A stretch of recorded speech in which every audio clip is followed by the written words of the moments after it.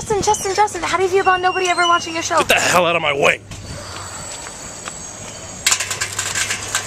Welcome back to Exploring Mora. I'm Justin David Mora. Brooklyn, New York is home to 2.5 million residences. It's the most populated of the 5 boroughs, and it is a magnet from people from all over the world, including everyone from the United States. And they come from, give or take, about 10 or 12 different U.S. cities, including...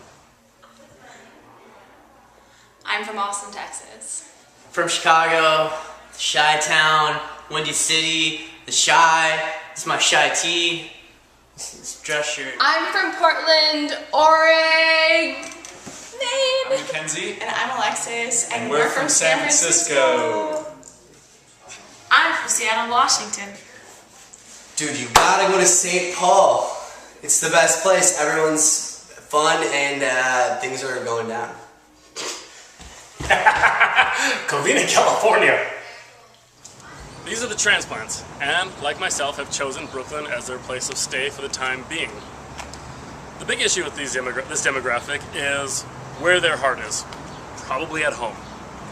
Now, in New York City, and more increasingly with Brooklyn, you have access to all types of food from all over the country at any given time or day. However, each of these cities have a signature dish that represents the culture and the people of that city. And on Exploring Mora, we're going to find out that home is not really where the heart is, but more of where the stomach is. Philadelphia, Pennsylvania. One of the cities closest to me in the U.S., and yet one of the furthest I had to travel to with regard to finding a good sandwich, well, Philly cheesesteak. To find one, I went from Bushwick and rode the R train all the way down to the Fort Hamilton area of Bay Ridge for about an hour and a half, where I found Philadelphia Grill, a small sandwich shop that specializes in the namesake sandwich of Philadelphia, cheesesteaks. They use provolone cheese, or American, or Swiss, or Whiz. I don't know, but yet. But it's pretty cool because people consider Philadelphia the 6th borough. I recently took a trip to Philadelphia and I fell in love with it. I saw it as the dream of Brooklyn finally realized, that a world-class skyline and that altogether neighborhoody feel. In fact, since 2005, Philadelphia has been undergoing a certain Brooklynization as urbanites from both areas were swapping back and forth. Some would go for a weekend trip and they'd come back a month later with a U-Haul truck. So why do Philadelphians come to Brooklyn? Well, it's a close proximity to home. You can take the 75-minute train ride, or you can do the 90-minute bus ride with Megabus at a third of the price that Amtrak would charge you. Now, there is the possibility that the Megabus might not make its overhead clearance and the whole top of the bus will hit the bottom of the bridge and everyone will see a horrible death they never saw coming. But you can't beat that bargain. So what do Philadelphians eat when they're feeling homesick? Well, Philadelphia, like Brooklyn, is practically just as diverse. Neighborhoods range from Pakistani to Italian. Now, it really just matters on what neighborhood you're living in or what country your family comes from. But for the viewers who want to see hot cuts of meat slapped on top of a hero with cheese melted on top and greasy and buttery and all of that, you're in luck. I made the trip all the way down to the Fort Hamilton Bay Ridge area of Brooklyn, where Philadelphia Grill is. Now, this traditionally Italian working class neighborhood has just been given either the blessing or curse of gentrification. They just opened up a wine bar. Well, here it is, guys. The famous Philadelphia Grill, Philadelphia cheesesteak. Now, in Philadelphia, there's a big rivalry between Geno's and Pat's, and they're right across the street from each other. It comes down to whether you want cheese that's going to range from Whiz, provolone, or cheddar. And then on the completely different side of town, in South Philly, there's Tony Luke's, which also has a different cut of meat. From what I've gotten from the locals, anyone who lives in Philadelphia, they don't eat cheesesteaks all too often. They have it maybe once a year. But they get it from Tony Luke's. Now, it's good. It's hearty. It fills me up. Hot!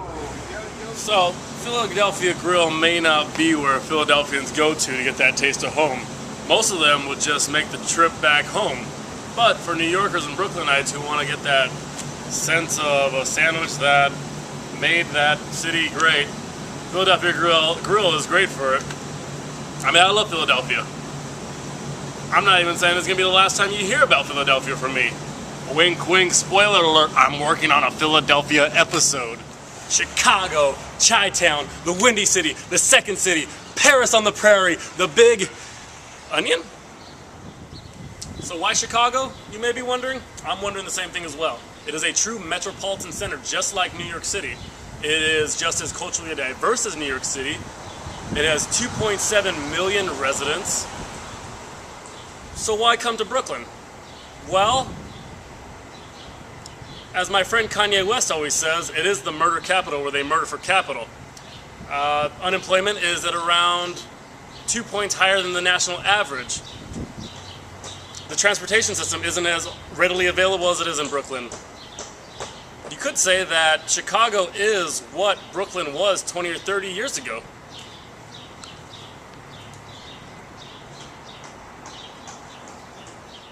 Sausages, deep dish pizza, meat. Lots and lots of meat. This is the standard cuisine of those from Chicago. Now, where would you find it in Brooklyn? For that, I traveled to the Park Slope area of Brooklyn, just west of Prospect Park and south of the newly constructed Barclays Center in Brooklyn. Park Slope, an area that never really needed gentrification. It was sort of just a place for families and people to grow, kind of like Chicago. This is where I found Canal Bar on 3rd Avenue. So we're here at Canal Bar, and due to lack of research on my part, I thought we were going to be eating Vienna-style hot dogs with mustard, relish, sea salt, tomatoes, and pickle spears. Definitely no ketchup, because when you're from Chicago, you don't put ketchup on anything. But because it's not football season yet, and they only serve tons and tons of meat and hot dogs during Chicago Bears games, we can't eat. But we get this cool thing called Jungle Juice. It's only $5 for a pint, and I'm on my 5th. And another good thing about Canal Bar is their charity work, where they team up with Badass Brooklyn Dog Rescue, where they host fundraising for lost dogs around the neighborhood. Don't ask me what they do with cats. Chicago, I'm sure, is a great city. I have one friend from there. I have many friends from the Midwest who have gone there for summer destinations, and yet they live in New York City. Chicago may not be number one, but the benefit of being number 2 is that there's always room for growth. San Francisco. Now, I apologize in advance with what I'm about to say. I've never been to San Francisco, and I do plan on maybe one day going, but everyone that I've met from San Francisco talks about it as being this great West Coast Brooklyn, and they talk about how it's so much better than Brooklyn. They glorify it in such a way that puts down Brooklyn. And not to mention, I'm from LA, and so I have an inherent hatred of San Francisco, quite the way that Brooklyn hates Manhattan. The only difference is we're 3,000 miles away and we're duking it out 8 hours away. You know what I'm saying? If you want to live in San Francisco, just go live there! Now, with that said, San Francisco is a great city. The Bay Area Rapid Transit, or BART as they like to call it, is comparable to New York City's MTA. With the added advantage of a light rail system, which is a thing of Brooklyn's past. You know, San Francisco is one of those cities where you can get around without a car, which is a diamond in the rough in California. So, to find it, I went to the most famous of San Francisco transplant businesses, Mission Dolores, once again in the Park Slope area of Brooklyn. To ride from the original bar in San Francisco, Dolores Park, boasts many of the same things to be found here. Pinball machines, a full line of draft selections, and you can even order California-style Mexican food from across the street at a walk-in, and they'll even deliver right to your seat at the bar. I got a taco. I don't know what kind. Let's see.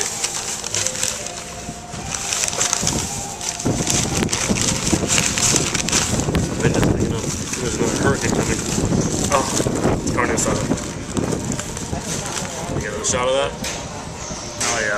That's California style Mexican, I guess. Of course, I'm California style Mexican.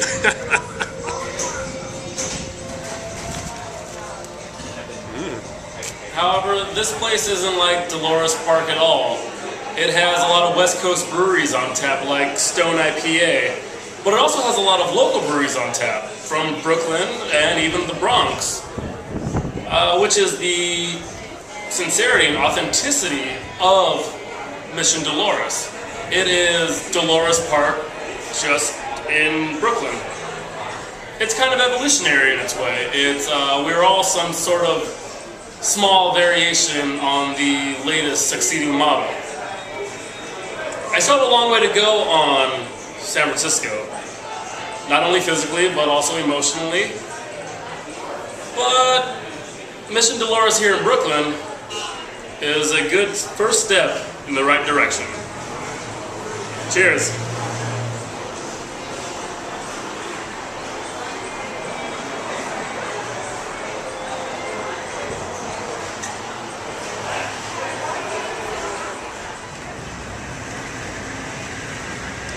So, whether it's near and dear in Philadelphia, something hearty and meaty in Chicago, or something local from San Francisco, you can find it here in Brooklyn at any time. There's even a place here that reminds me of Covina, and I've got a lot of criticisms because of it, but what can I say, old habits die hard. It's this small little diner feel. They serve burgers, of course, but it's great. I love it. It makes me feel like I'm at home. For Exploring Mora, this is Justin David Mora. Thank you for watching.